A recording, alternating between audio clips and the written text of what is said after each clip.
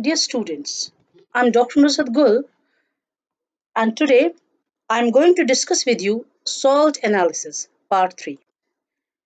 In my previous two lectures, in part first, I tried to place different basic radicals into different groups. And in part second, we discussed the confirmatory tests for different basic radicals of group 0, first and second. Today, we will start with group 3. You might be remembering I had designed a trick to make the memorization easy. और group 3 में जो trick मैंने बनाई थी वो थी group 3 अल फिक्र फी में रहता है. These four ions they belong to group 3. Now the group reagent for group 3 is ammonium hydroxide in presence of ammonium chloride. हम क्या करेंगे? We will take the salt, जो हमें salt दिया गया है to identify the basic radicals, हम उसको distilled water में dissolve करेंगे. We will add ammonium chloride and then we will add ammonium hydroxide. Different reactions will occur. And what will be the reactions? इन चार ions की हम अलग-अलग लेंगे reactions. Aluminium की अलग, iron के लिए अलग देखनी है, chromium के लिए अलग देखनी है और iron divalent positive के लिए अलग देखनी है.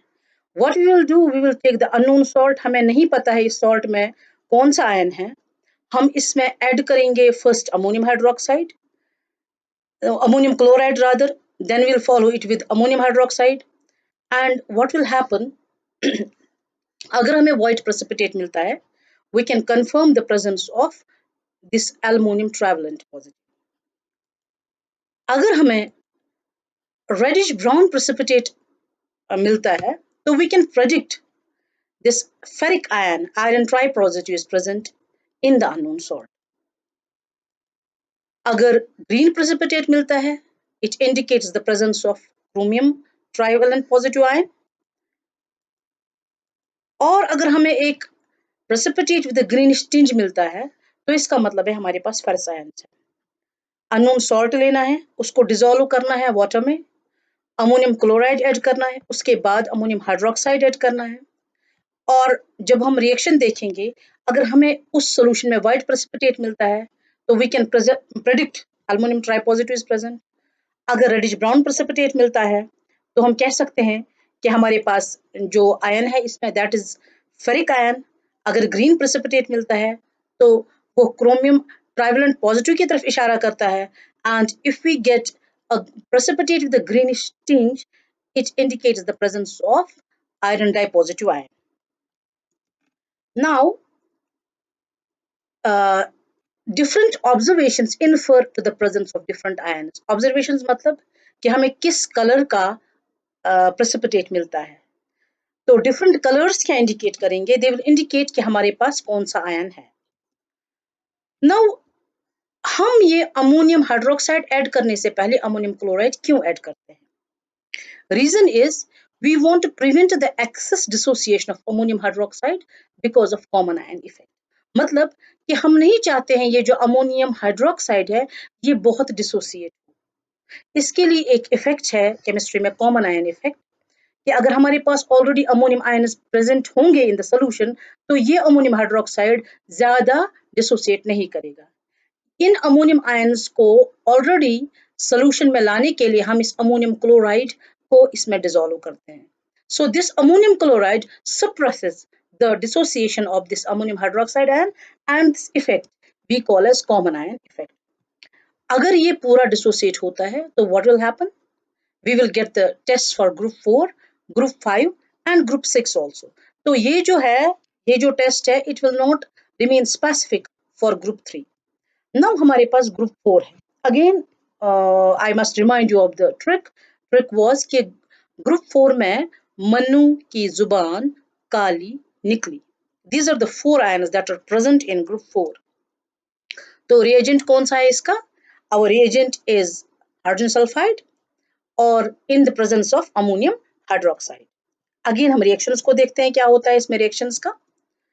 तो these ions present in any unknown salt, हम अमोनियम हाइड्रोक्साइड और दिस हाइड्रोजन सल्फाइड ऐड करेंगे।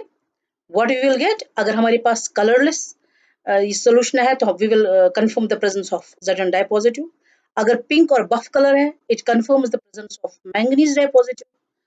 अगर हमारे पास ब्लैक कलर है, ब्लैक कलर का मतलब है या तो इसमें कोबाल्ट हो सकता है या निकल हो सकता है, यानी कि ब्लैक कलर का मतलब confusion, we can not be sure whether it is cobalt और निकल। तो हम क्या करेंगे, we will have to ascertain कि ये जो आयन है हमारे पास ब्लैक कलर में ये कोबाल्ट है कि निकल है। For that what we will do in order to distinguish between the cobalt dipositive and nickel dipositive ion, we will add concentrated HCl to the black precipitate। तो हमें इससे पहले black precipitate मिला था जिसमें हमने ये कहा था या तो कोबाल्ट प्रेजेंट है या फिर निकल प्रेजेंट है। इस ब्लैक प्रेसिपिटेट में हम HCl ऐड करेंगे और HCl ऐड करने के बाद हम साइनाइड ड्रॉप वाइज ऐड करेंगे। व्हाट विल हैपन, आपने जब पहले HCl ऐड किया आपको निकल क्लोराइड मिल गया, और फिर जब आपने साइनाइड ड्रॉप वाइज ऐड किया you will get a yellow precipitate. If you get a yellow precipitate, you can confirm the presence of nickel ions। यानी कि ब्लैक प्रेसिपिटेट जो है उसमें या तो निकल है या फिर कोबाल्ट है। आपने इस ब्लैक प्रेसिपिटेट में पहले HCl डाल दिया, HCl डालने के बाद आपने पोटेशियम साइनाइड डाल दिया ड्रॉप वाइज, और अगर उसके बाद आपको येलो प्रेसिपिटेट मिलता है तो आप कह सकते हो this yellow precipitate is because of the formation of निकल साइनाइड, और ये इंडिकेट करता है कि इस सॉल्ट में हमारे पास निकल है। इसी तरह से अगर हमारे पास कोबाल्ट होगा उस वक्त क्या होगा, what will get, we will get reddish brown precipitate. यानी कि पहले हमने HCl ऐड कर दिया और HCl के बाद जब हमने KCN ऐड कर दिया और अगर हमें रेडिश ब्राउन प्रेसिपिटेट मिलता है तो this reddish brown precipitate is because of the presence of cobalt. Now group 5 में आपको याद होगा ग्रुप 5 और ग्रुप 6 की हमने इकट्ठी मिला के ट्रिक बनाई थी। कसूरबा में मैग्नीशियम है, कसूरबा ग्रुप 5 के लिए और मैग्नीशियम ग्रुप 6 के लिए। तो what are the ions that are present in group 5? Calcium, strontium and barium dipositive. और इसके टेस्ट्स क्या है, रिएजेंट इसमें अमोनियम कार्बोनेट है in presence of ammonium hydroxide. Again हम क्या देखते हैं कि जब हम इन दोनों की प्रेजेंस में रिएक्शंस करते हैं, अननोन सॉल्ट लिया हमने ये दो चीजें इसमें ऐड की, we get calcium carbonate, strontium carbonate और बेरियम कार्बोनेट। ये हमें कैसे पता चलता है कि ये तीनों कार्बोनेट्स में से कोई एक है इस सॉल्ट में, क्योंकि जो हमें प्रेसिपिटेट मिलता है इन तीनों की वजह से वो प्रेसिपिटेट जो है that is white colour precipitate. यानी कि जो ही हमें ये दोनों ऐड करने के बाद व्हाइट प्रेसिपिटेट मिलता है, we can confirm the presence of this group. इस पूरे ग्रुप को कंफर्म कर सकते हैं।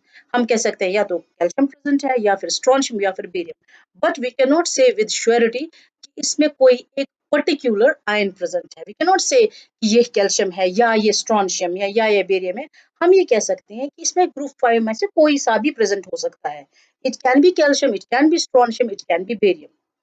अगेन ये जो अमोनियम कार्बोनेट और अमोनियम हाइड्रोक्साइड जो है इसमें अमोनियम कार्बोनेट ग्रुप रिएजेंट है, लेकिन हम अमोनियम हाइड्रोक्साइड को अगेन ऐड करते हैं to suppress the dissociation of this ammonium carbonate common ion effect की वजह से।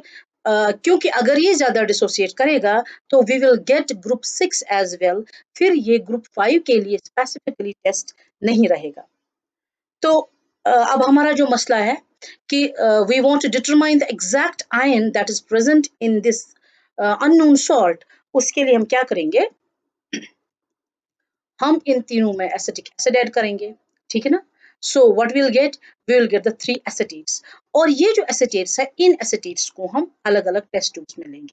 We don't know calcium acetate किस में है, स्ट्रोंशियम एसिटेट किस में है, बेरियम एसिटेट किस में है, हमने इनको अलग अलग टेस्ट ट्यूब्स में लिया। What we will do, we will just put potassium chromate, and पहले तीनों में हम पोटेशियम क्रोमेट डाल देते हैं, हम अमोनियम सल्फेट डालेंगे और हम अमोनियम ऑक्सलेट डालेंगे। What will happen, जहां कहीं पे भी हमें ये पोटेशियम क्रोमेट डालने से येलो प्रेसिपिटेट मिलता है, तो हम कह सकते हैं बेरियम इज प्रेजेंट। व्हाई? क्योंकि येलो प्रेसिपिटेट का मतलब है कि बेरियम क्रोमेट फॉर्म हो गया, और उसका मतलब है कि barium di positive ion present है। और अगर हमें इसमें ये येलो प्रेसिपिटेट नहीं मिलता है, तो वी कैन आउटराइटली से कि इनमें से किसी भी सोल्यूशन में बेरियम नहीं है, because we are not getting a yellow precipitate. Again, अगर हमें अमोनियम सल्फेट डालने पर स्ट्रोंशियम सल्फेट या व्हाइट प्रेसिपिटेट मिलता है, यानी अगर हम अमोनियम सल्फेट इसमें ड्रॉप करते हैं, तो जिस किसी में भी हमें व्हाइट प्रेसिपिटेट मिलेगा, हम ये कह सकते हैं कि इस सॉल्ट में जो है ये स्ट्रोंशियम आयन प्रेजेंट है, क्योंकि व्हाइट प्रेसिपिटेट का मतलब है कि इसमें स्ट्रोंशियम सल्फेट बन गया, और स्ट्रोंशियम सल्फेट के बनने का मतलब है कि इसमें Sr डाई पॉजिटिव प्रेजेंट है। और अगर व्हाइट प्रेसिपिटेट भी नहीं मिलता है, तो हम ये कह सकते हैं कि स्ट्रोंशियम डाई पॉजिटिव इस सॉल्ट में एब्सेंट है, राइट? और अगर हमें येलो प्रेसिपिटेट मिलता है upon the addition of ammonium oxalate, तो हम क्या कहेंगे? हम ये कहेंगे कि कैल्शियम प्रेजेंट है। Why? Because yellow precipitate is formed by the formation of calcium oxalate. तो कैल्शियम ऑक्सलेट का मतलब कैल्शियम डाइपॉजिटिव प्रेजेंट। ग्रुप 6, अगर हमें इन सारी ग्रुप्स में कोई भी नहीं आयन मिलता है, तो व्हाट वी विल ट्राई कि कहीं इसमें ग्रुप 6 तो नहीं प्रेजेंट है। और ग्रुप 6 के हम क्या करेंगे? हम इन दो रेजेंट्स को इसके साथ मिलाएंगे, इस अननोन सॉल्ट के साथ, अमोनियम हाइड्रोक्साइड और सोडियम बाइफॉस्फेट के साथ, and what we will get magnesium ammonium phosphate. और ये कैसा होगा? ये व्हाइट प्रेसिपिटेट होगा। It will confirm the presence of magnesium. Thank you so much. Hope you enjoyed the lectures, and I have been able to just teach you certain tips. And if you find these videos fruitful, please like, share, and subscribe my channel. Thank you so much.